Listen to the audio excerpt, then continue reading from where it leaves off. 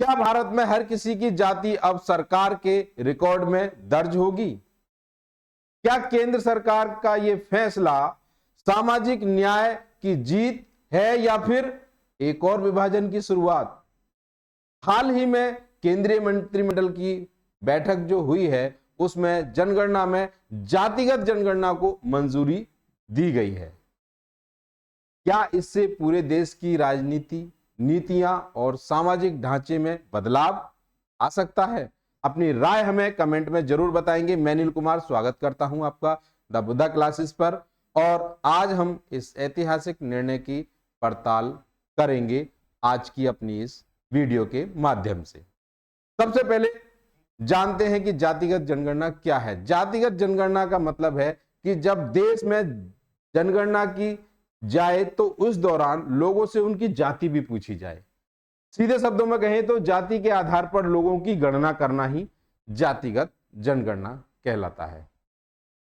भारत में अंतिम बार जनगणना जो हुई थी 1931 में ब्रिटिश शासनकाल के दौरान हुई थी। उस समय देश में कुल 4147 जातियों की गणना हुई थी। इसके बाद 1941 में भी जातिगत जनगणना हुई, लेकिन इसके आंकड़े पेश नहीं किए गए। अगली जनगणना 1951 में हुई, लेकिन जब तक देश आजाद हो चुका था, और आजादी के बाद इस जनगणना में सिर्फ अनुसूचित जातियों और जनजातियों को ही गिना गया था।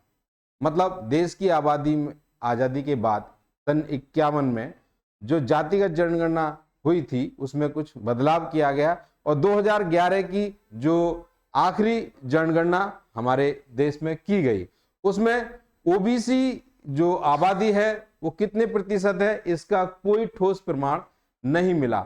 लेकिन मंडल कमीशन के आंकड़ों के आधार पर भारत में ओबीसी का जो आबादी थी वो 52% बताई गई थी, और मंडल कमीशन ने साल 1931 में जो 1931 की जनगणना के आधार पर ही अपने आंकड़े पेश किए थे।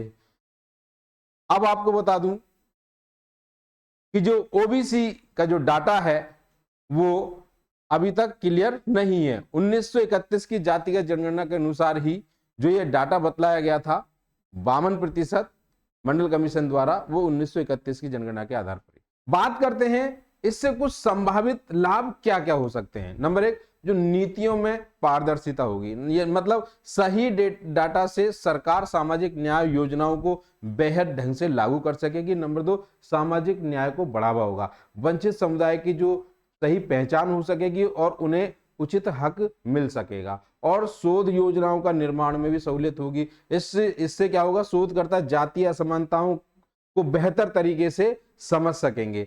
लाभ हैं तो कुछ यहाँ पर हानियां भी हो सकती है, कुछ इसके बारे में भी मैं आपको बता दूं। राजनीतिक दुरुपयोग भी हो सकता है।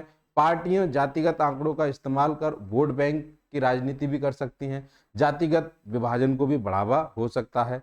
इससे सामाजिक एकता में दरार पड़ सकती है। तो ये जो बिंदु मैंने बतलाए हैं इसके साथ मैं आपको बता दूं अब गवर्नमेंट का रुख क्या होगा जाति की जनगणना के बाद, ये स्पष्ट अभी नहीं है।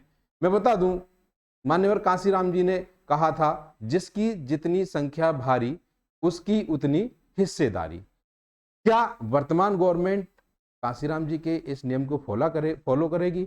अगर फॉलो करेगी जातिगत जनगणना के आधार पर, तो इसमें सबसे बड़ा जो बेनिफिट होने वाला है वो ओबीसी वर्ग को होने वाला है। जो मंडल कमीशन ने बताया था 52%, जो आज की डेट में उन्हें जो आरक्षण मिल रहा है 27%, उस समय पर अगर ओबीसी की सही तरीके से यहाँ पर संख्या या जातिगत आंकड़े सही निकल के आएंगे तो सबसे ज्यादा गवर्नमेंट सेक्टर में भी जहां जहां आरक्षण होगा ओबीसी को सब सर्वाधिक लाभ मिलने की संभावना रहेगी। मैं आपको बता दूं कि बिहार में भी जातिगत जनगणना की जा चुकी है। हो सकता है इसी को आधार मानकर हमारे जो प्रधानमंत्री जी हैं उन्होंने कुछ ये निर्णय लिया हो। आपको बता दूं कि राहुल गांधी जी जो विपक्ष के नेता हैं उनकी पहल काम आई, और जो इन्होंने गवर्नमेंट पर दबाव बनाया या जो भी प्रयास किए थे अपनी तरफ से जातिगत जनगणना के लिए, वो सफल होते नजर आ रहे हैं। तो ऐसी ही और वीडियो देखने के लिए चैनल को लाइक, सब्सक्राइब और शेयर करना ना भूलें। धन्यवाद।